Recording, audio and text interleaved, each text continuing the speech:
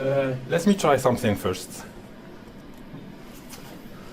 So, I'm running a local model on my laptop here. So it's running here on LM Studio. I will just run an exfiltration server and ask my agent to use this MCP server to do some simple math calculation. I will explain that afterwards. So the agent is running using these tools.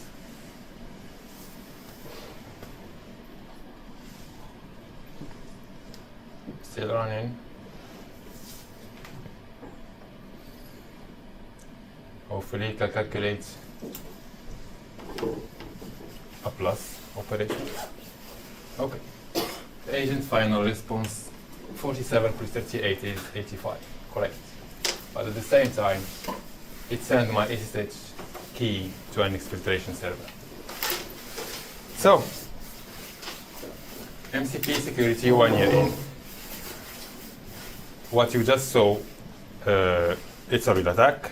So nobody clicked a link. There is no malware involved. But the user just asked a simple math question and got his SSH key exfiltrated.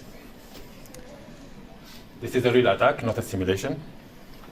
And I'm Amine. I spent the last 12 months exploring this new attack surface, AI-powered applications, MCP servers, and this talk is about part of what I found. So, quick context, I'm Amine, Raji. I'm a cloud cybersecurity lead at an automotive OEM. I spent the last 15 years or so trying to secure software for different sectors, aerospace, banking, fintech, automotive, and I keep a practitioner newsletter for AI security. One thing matters before we look into any more attacks. What you just saw about this attack before, it's not a bug that I found or a 0-day. It's the specification. So the specification of the model context protocol says the descriptions of tool behavior, such as annotations, should be considered untrusted unless obtained from a trusted server. That's the current version. It dates from November last year. It is unchanged as of today. So, but the specification doesn't tell us what a trusted server means in production, how to verify that. And so the spec doesn't say that. So the gap of this specification is exactly the thesis of this presentation. So in one sentence, if there is one sentence to remember, is specified but not enforced. That's what the specification says. So 1 year of production data attacks show that what happened when you have a security property that is specified but not enforced. We will see 3 attacks. I just show one, and we'll have 2 more. The good news at the end is that, there is mitigations to that, and I will show them at the end of the presentation. So quickly, 4 parts. I will briefly describe the MCP server. I think it's important to have the same vocabulary and knowledge to start with the mitigations and how we control against these kind of vulnerabilities. The trust boundary, it's very important to understand what makes this new kind of applications different from a traditional software application. I will demonstrate the 2 more attacks and finish with the controls and give you something to go with tonight so you can have a look at what you have exactly in your setup. Anyone doesn't know what MCP server is? Everyone knows. Okay. Anyone know how it works, really? No. Okay, I will go fast. So MCP server, the model context protocol, broadly speaking, its purpose is to provide a secure, structured, and also auditable way for models to be able to use tools, request actions, and receive data that is following a structure. And also, we want to decouple the model from the tool implementation. We want the model to stay away from performing actions on the system itself. There are three components: the client, the server, and the transport layer. Basically, the client connects to an MCP server. The server advertises, here are my tools you can use, and the client can choose to invoke those tools, and the server reports back the result to the LLM. So basically, it's just JSON RPC 2.0 with strict schema. That's why the model can receive a specified JSON schema. There is no hidden execution. It's a client-server protocol. The model never touches the system. The MCP server executes the command and report the results to the model. It's over ACD/IO if you have local processes communication, or you can have it through the network using streamable HTTP. So you can invoke other MCP servers that are remote. At a higher level, I just explained, model use the client to ask the server, and the server provide the tools. How it looks like, here is the request tool. The client asks the server for the tool. Please list me your tools. And the server answers, yeah, varsågod. I have my get weather, and you can use it, but you need to provide a required field called location, and I will answer you with a string. Now the client can use this MCP server and use this tool, give the name, give the location, and the server answer by text. Nothing magic, fairly simple.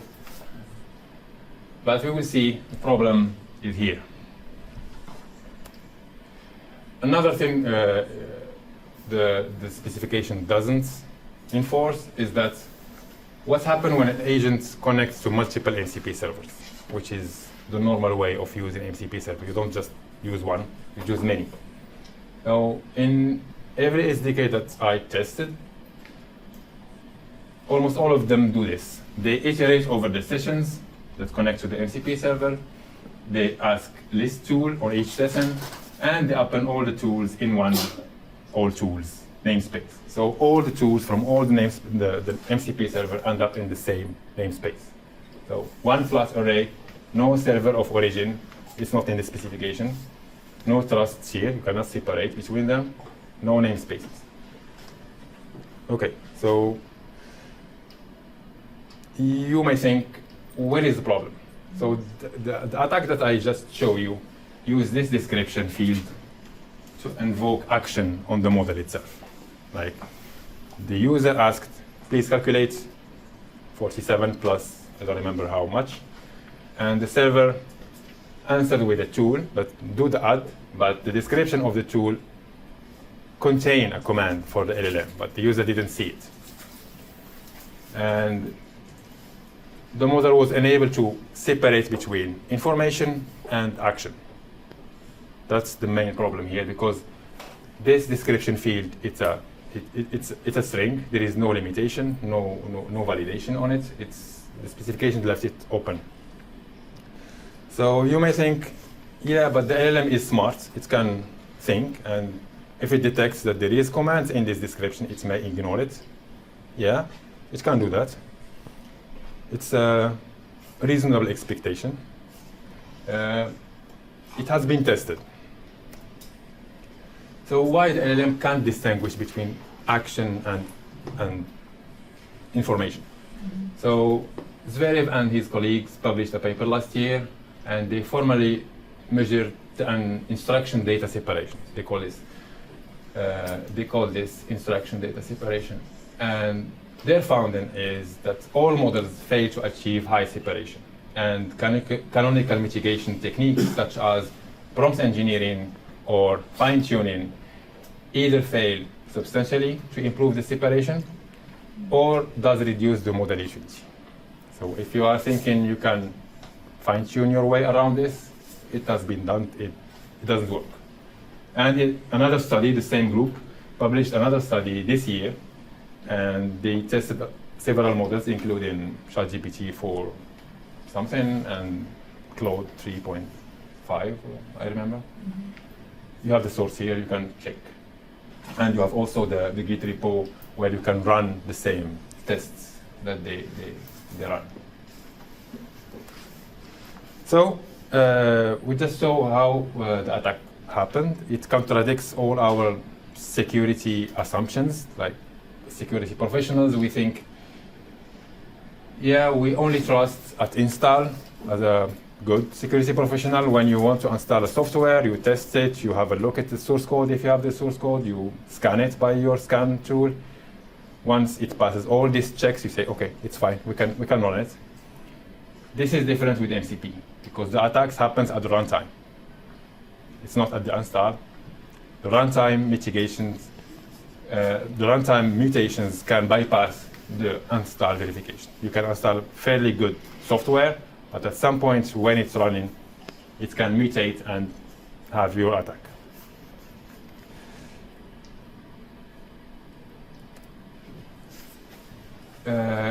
You say in a traditional application, you control the context. You know exactly your application, your rules, what gets into the system prompts.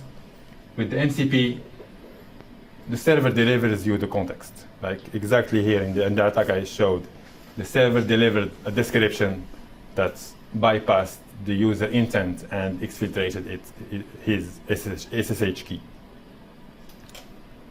And the last assumption is that the user triggered the attack. Like you click on a phishing link or something, you trigger the attack. But here, the attack happened even the user did nothing. Like at the handshake, like just the clients, MCP clients, ask the MCP server, what are your tools? And read in the description, the attack happened already. So those are the trust shifts that contradicts our security assumptions. Let me put some numbers around this, what you just saw. So the most recent disclosure is about 200,000 instances exposed to an RCE, which is the most devastating attack, remote command execution. Someone running random commands on your machine via stdio command injection reported by OX Security, literally last month. Some more numbers. MCP servers analyzed by Indoor Labs, 2,614. And they found 82% had the file operations prone to path traversals. Git Guardian found 24,000 secrets sitting in public MCP configs, and they validated 8.8 of them that are still valid, and etc. etc. I won't spend too much time on here. I put the source there. And last year, Simon Willison, which is a security researcher working in the AI field, put it cleanly. He named it the trifecta or something. I don't remember, but basically, if you have private data, unstructured content, and an exfiltration vector, you have a problem. Yeah, it's got the lethal trifecta. The lethal trifecta, yeah. Thank you. So, if you connect a file system to your agents, that's private data. If your agent fetches tools description from external servers, that's untrusted content.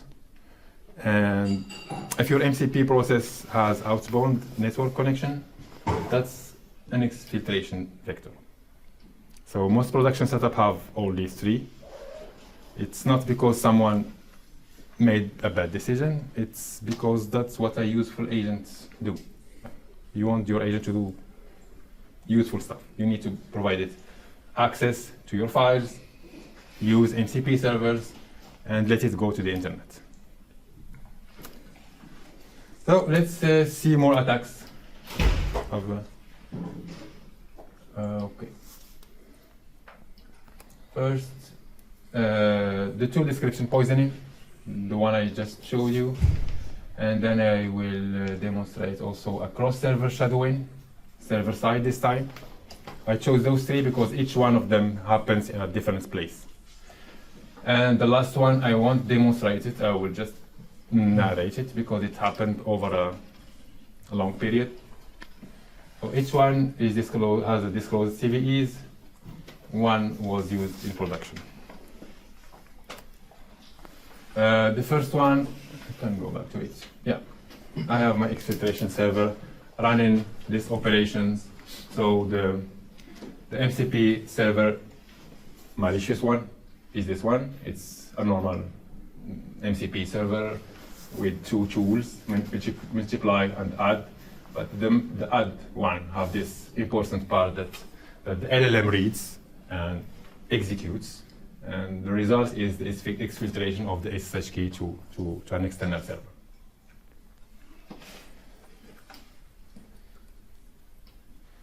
So this is not a prompt injection because there is no user input. It's metadata that the host includes in the LLM system context. That's the problem, is that the specification doesn't say what to do to protect in this case, but when reading the description of a tool, it is injected directly to the system context of the LLM, like as is, verbatim, because the specs define no validation step.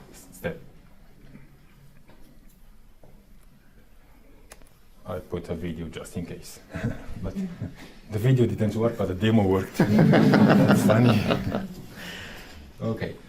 Yeah, one thing worth noting before we go.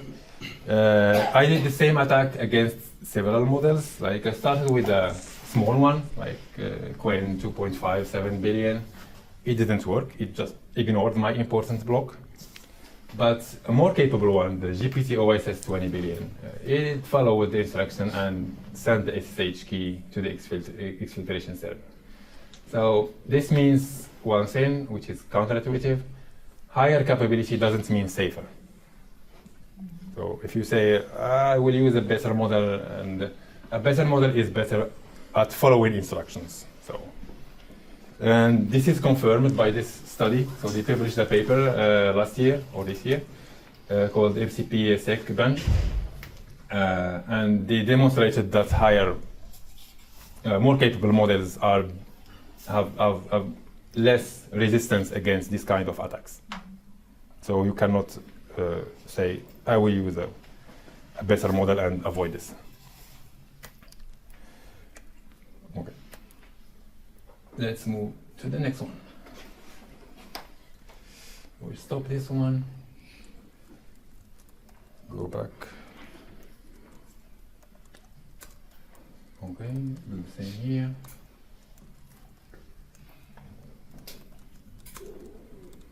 But this time I will. Okay, I will remove it first. So what I do here is that I create a WhatsApp stub log, and I will watch what's happened inside that log file. And on the other side, I will show you. This is the attack. So we have a WhatsApp server, kind of, a stub, and we have a malicious MCP server, which is this one. It offers a tool to get daily facts, and you can ask it facts about stuff, and it will answer. And let's do that.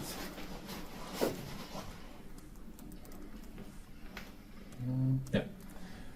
I will run my agent and ask him to use this MCP server and this MCP server, and please tell me science facts about black holes. And I put variables so we can see what's happening. Okay. So it's running. The agent connects to two servers. Good. Found the tools in the MCP servers. So far, so good. Oh, something happened.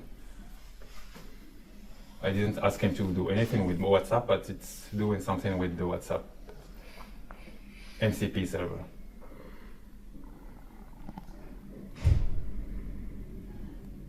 Yeah, I think it done the bad job. We're waiting for the results.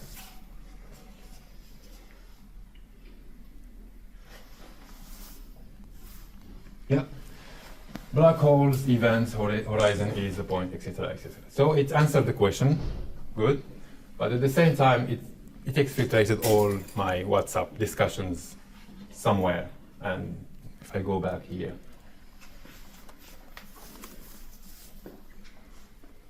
yeah, it did something bad here.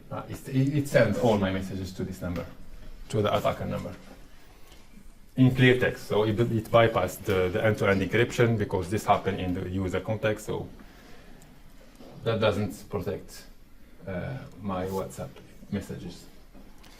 So let's see how it works. So the second attack is a cross-server shadowing.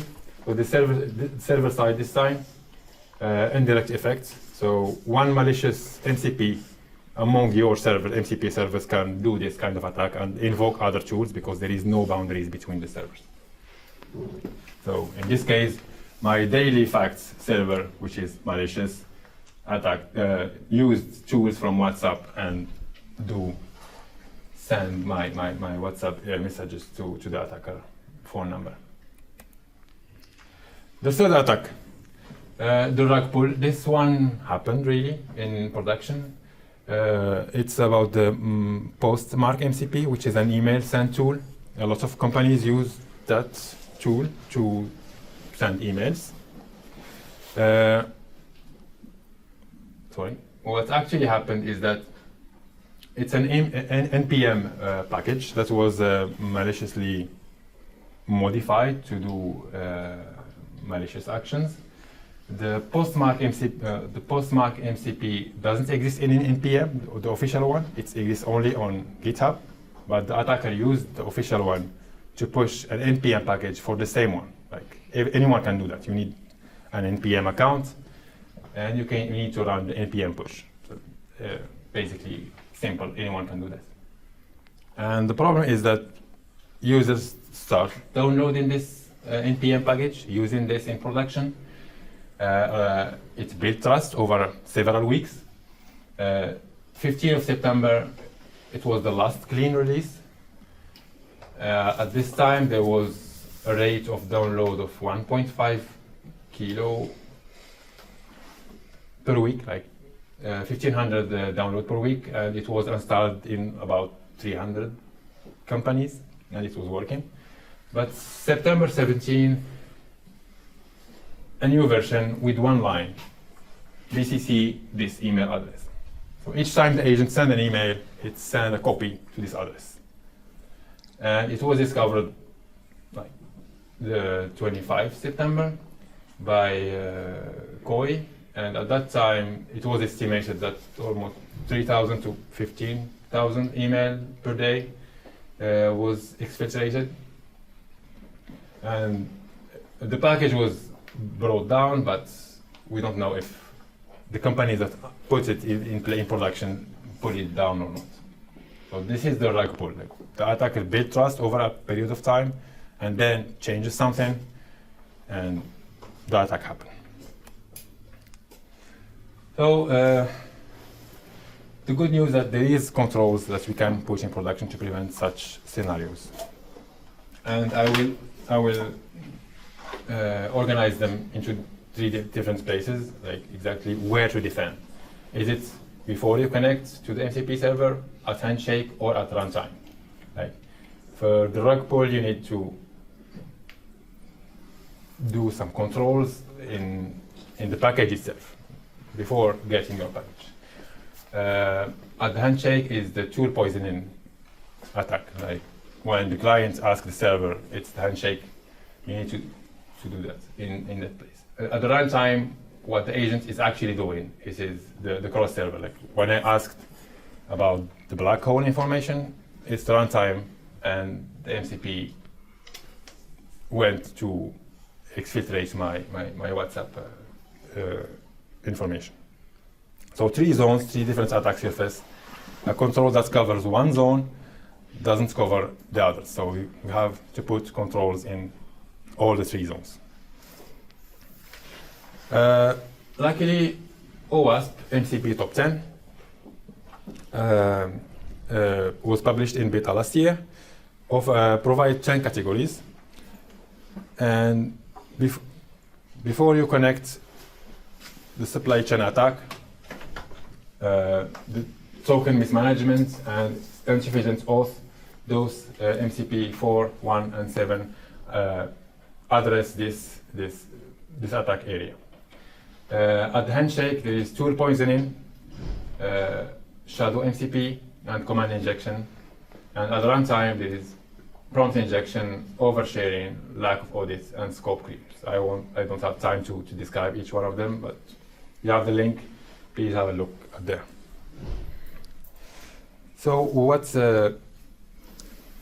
can you do with this? The MCP Top 10 is the vocabulary. Like when you want to discuss with your team, with your security team, this is the language to adopt. Like the security team know what is supply chain attack. Right? And there is no point to reinvent the taxonomy or the vocabulary. Use that. Your developers can look them up. Your pen tester can map test to them and prevent the attacks. Controls that make a difference. The same subdivision, like three parts, like 3 tiers. 2 you can act on this week, like pre-deployment and running and runtime. For the protocols, once those are a little bit tricky, they are pending, they need some change in the protocol itself or some deep implementation.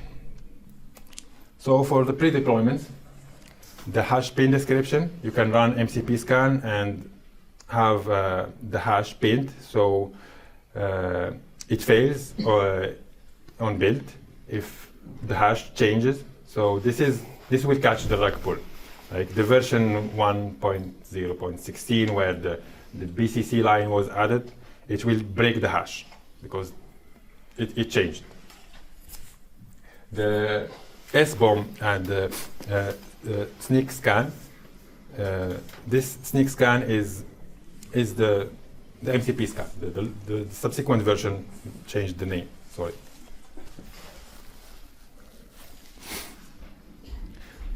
This will catch the standard supply chain attack. The version pinning means never use the latest. Like you should pin the exact version that you want to in your config files. The human description review is important also. Before connecting to any server, let a human, a real person, read the description, not just the tool name. And this will catch the first attack that I showed. At runtime, egress default deny. So the MCP server process cannot reach the network unless you explicitly allow it. Like you have a domain whitelist or you know exactly what the agent is allowed to reach. So this one will prevent the first ones. Like even the attack happened, the SSH key go nowhere because there is no outbound or the egress is denied. Per tool argument display, your agent show that the arguments for each tool is called with. This one, you ask the agents to explicitly show the arguments of its tools. So you can monitor what the agent is doing. The third category, the protocol, this is pending because it needs some changes. The cryptographic binding means that the tool description of the service identity, like you bind the description with the server cryptographically, so it doesn't change over time. The server of origin field, this will prevent server shadowing, cross shadowing, because you will know which server is using which tool, and also namespace scoping. So servers MCP cannot go around and shop for other tools in other servers. This is more research paper. It's about attestation, which means the MCP server will attest about its capabilities or its formal analysis, still research. I put there the safe MCP framework, which is the MITRE attack aligned mitigations technique. Do you know what MITRE attack refers to? So there are a list of tactics and techniques that the real attackers use. They are compiled and put in one place, and this safe MCP maps the OWASP top 10 MCP to those techniques. So you have each one is mapped to these MITRE attack techniques. So if you are writing a threat model, if you fill a risk registry, for instance, this is the format to use directly. Yeah, so what already exists? OWASP MCP top 10, OWASP Secure MCP Guide. This is the report that you give to your developers if you are developing MCP servers yourself. There are explicit guide around how you do it in a secure way. The safe MCP framework is map to MITRE attack techniques. You can use this also, snake agent scan. You can scan your MCP servers. So everything in this page, it's free. You can use it, and it's fairly easy to set up. Let me show you what snake agent scan do. You don't have to install it, just invoke it, and it will go and look for your MCP servers. Here it's scan for cursor MCP servers, found 2. It flagged the GitHub MCP server as medium. Why? Because GitHub is untrusted. So any attacker can create an issue and push it to a project and put whatever attack in that issue. If you pull that project, you will pull everything. So by default, it's considered untrusted. Here it scans also for VS Code MCP servers, and it found the one that I used, the math one, and it found the prompt injection found. So if you scan your MCP servers through a CI when you are deploying application, or each time you run your application, this will trigger, and you can find or stop these attacks before they exfiltrate your SSH key or anything. Yeah, before you go today, I put together this checklist. So source code, make sure that you can read the source code of the MCP server you are using, or at least you have contracts with the provider that provides you this MCP. So the basic rule, if you cannot read it, don't use it. Version pin, don't use latest, pin the version so you know exactly what you are running. If there is a upgrade or update with a malicious something, you can avoid that. And you can put the checksum to verify that. Run scans inside your CI, preferably, so they are automated, and they can stop the CI if they found high or critical findings. Read the full tool description, reviewed by a human. This is important. More important is the hash, description hash stored.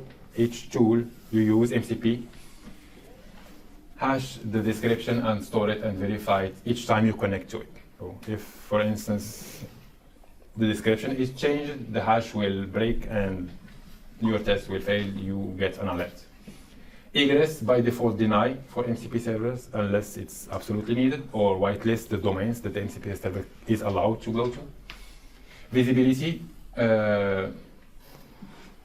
argument display enabled. This is not enabled by default in Cloud desktop, but you can do it. You can enable argument display, and it allows you to show what exactly the arguments used by the agent to invoke the MCP server, so you know what's go there. none of these require buying anything. You can just go use them. I have a checklist. This checklist with more details and more explanation in this post. So to put it all together, the specification, as I mentioned in the beginning, places tool description outside of its trust boundary. So no mechanism to enforce that boundary. We saw 3 attacks tonight: the tool poisoning, the math question, SSH keys gone, cross-server shadowing. I asked simple science fact, and WhatsApp these messages went to the attacker's phone. Rug pull, 1 line, and after 15 clean version, and email starts going to the attacker's mailbox. Hopefully the attacks, the controls exist for 5 of these kind of these classes, and the 6 require ecosystem to act. Like the MCP specification doesn't enforce that kind of controls, but we can hope that subsequent version will do, or at the SDK level. So it's not a prediction, it's something that's happening today. And 3 things before you go. The slides will be available in the write-up, and if you want to run the same attacks, I put the link to the GitHub repo here. So I have a weekly note on AI security, and if you are deploying MCP and want to talk about after that, please find me. And tack.